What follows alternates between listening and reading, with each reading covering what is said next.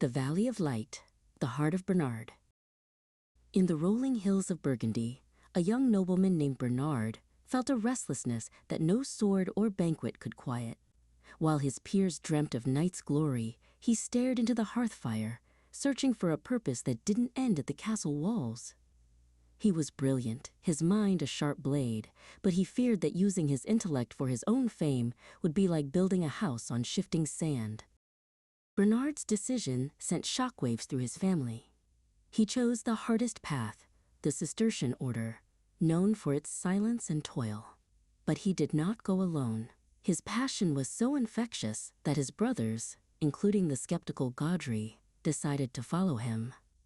Standing at the monastery gates, Bernard felt the weight of leadership for the first time, realizing that his journey was no longer just about his own soul. Bernard was sent to a desolate, overgrown place called the Valley of Bitterness to start a new monastery. He renamed it Clairvaux, the Valley of Light. The early years were brutal. They lived on salt-soaked herbs and worked until their hands bled. Through the exhaustion, Bernard realized that his intellect was a tool to encourage his brothers, turning their shared suffering into a collective prayer. As the abbot of Clairvaux, Bernard became a father to hundreds. He spent long hours in the scriptorium, not just reading, but writing letters of guidance.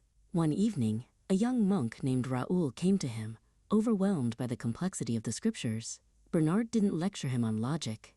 Instead, he spoke of the heart, teaching Raoul that the goal of all study was to learn how to love more deeply. The world outside Clairvaux was in chaos. The church was torn apart by two men claiming to be the Pope. Bernard was called away from his peaceful valley to decide who the true leader was. He met with Innocent, the man he believed held the rightful seat.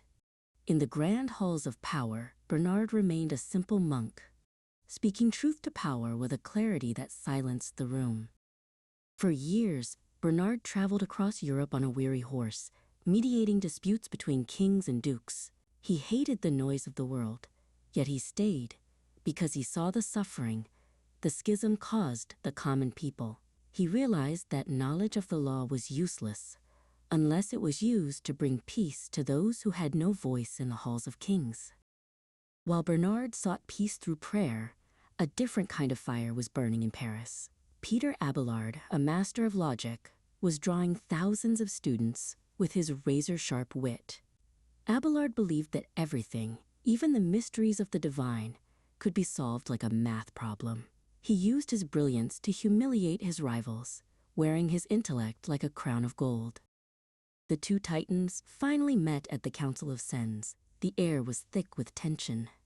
Abelard arrived ready for a debate, expecting a battle of words and logic. But Bernard did not play the game of vanity. He spoke not to win an argument, but to protect the simple faith of the people from being turned into a mere academic exercise. After the council, Bernard returned to the silence of Clairvaux. He sat in his small cell, the flickering candlelight casting long shadows on the stone walls. He thought of Abelard and all the scholars who sought knowledge only to be praised. He picked up his quill and wrote the words that would define his life. There are some who desire to know for the sake of knowing, and that is shameful curiosity. In his final days, Bernard gathered his students, including a young scholar named Gilles. He told them that while some seek knowledge for vanity or profit, the true seeker seeks it only to be built up in love and to build up others. Knowledge, he whispered, is a gift intended to serve. His legacy wasn't the books he wrote, but the love he left in the hearts of those he served.